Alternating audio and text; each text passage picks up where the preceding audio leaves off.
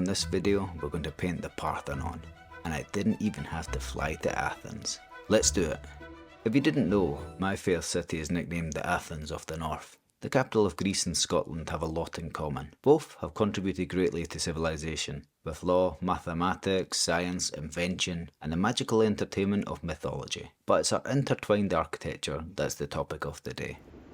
The world knows that Edinburgh Castle overlooks the main boulevard of the Scottish capital, but today we're looking at a more subtly hidden yet equally significant tourist attraction. Nestled discreetly on the horizon of the east side of Princes Street is Calton Hill. If you clamber up the stairs of a volcanic mound up to the 18th century civic centre that is Calton Hill, the Nelson Monument will be the first to greet you, a unique tower shaped like a telescope, one like the Royal Navy would have used. It celebrates the British victory at the Battle of Trafalgar, and of course the leadership of the Lord Rear Admiral Horatio Nelson. This building's beauty is one of the many motives to undertake the climb up to Calton Hill. In the 19th century, Scotland decided to build the National Monument to honour the war dead. The project was undertaken by William Henry Playfair and Charles Robert Cockerell to build a replica of the Parthenon. If you like pina coladas and getting caught in the rain. Yep, Scottish summers can be a bit drooky. That just means wet. So as I set out to unravel my paintbrushes, just like that, the Scottish heavens opened and the rain poured. And it poured and poured. Pretty sure the choice of fruit today was a Roman. Might get a break in the rain here, that's the sun coming out. Fingers crossed. Sat like a loser from a wet t-shirt competition, I started a rough pencil sketch to get a loose concept on paper. But I shouldn't grumble, as the unfortunate weather made for a picturesque scene with an atmospheric gloomy sky.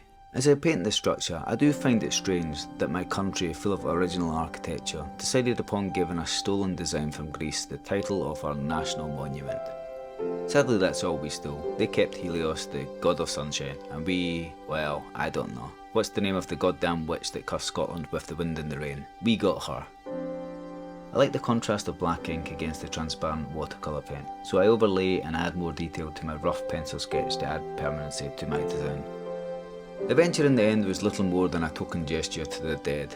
The development halted long before completion. Most historic ruins crumble over many years, or were at the mercy of destruction from great wars. This landmark, on the other hand, was ruined by shallow pockets. It was to be public funded with a pot of £42,000 required. But only half of that was raised, and in an era of great aristocratic wealth, nobody stepped in to help complete the project. And it was laid incomplete since 1829, gaining the monument the fitting moniker, the Disgrace of Scotland.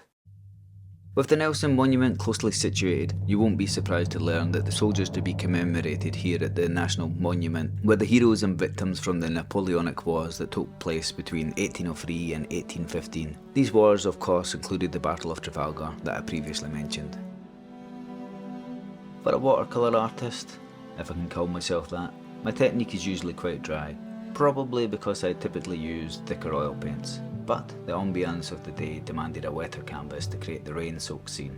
So I started by applying copious amounts of water before applying a deep blue that was hidden behind the stormy clouds, signifying that summer is maybe somewhere in the distance. Protected from the rain, I sat below a tree, and the branches contributed the odd droplet from time to time. Well, just as I said that, a bit of rain just dropped from the tree, and it's ruined the paint.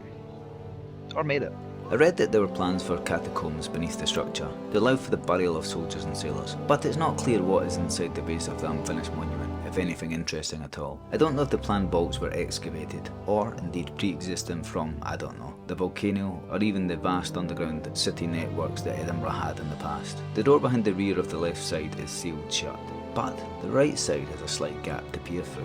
Here, of course, you'll find the armed guards, 8 arms to be precise. Shelob here was a mighty adversary. Try as I might to focus the camera beyond Shelob and into the dark beyond, I just couldn't.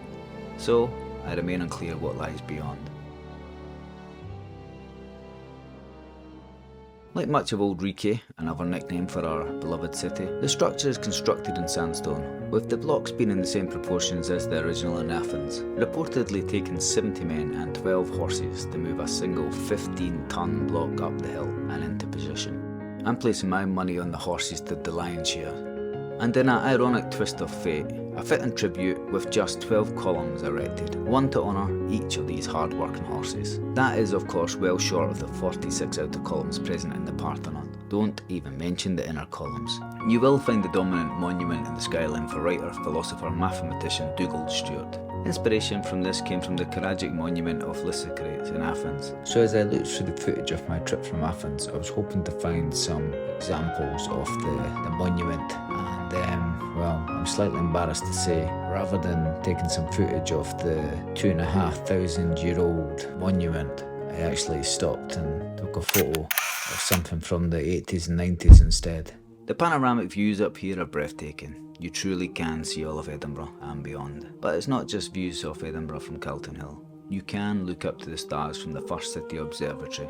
It holds great importance for setting the foundations of Edinburgh's rich history in astronomical research and education. It's no surprise with the busy cluster of history, culture and architecture that this location is a protected UNESCO World Heritage Site. As I said before, Calton Hill has been a civic centre, but it's also been a farm, a quarry, a monastery, a leper colony, and my personal favourite, a site for jousting. Knights and horses beating the shit out of each other. All that before it became one of Edinburgh's great tourist hotspots. Calton Hill is a gorgeous historical setting, but the abandoned landmark is considered unfinished, and a disgrace. I do wonder if my painting will gain the same accolades. Well, there you have it. Like it or not, that's art. Catch you on the next one.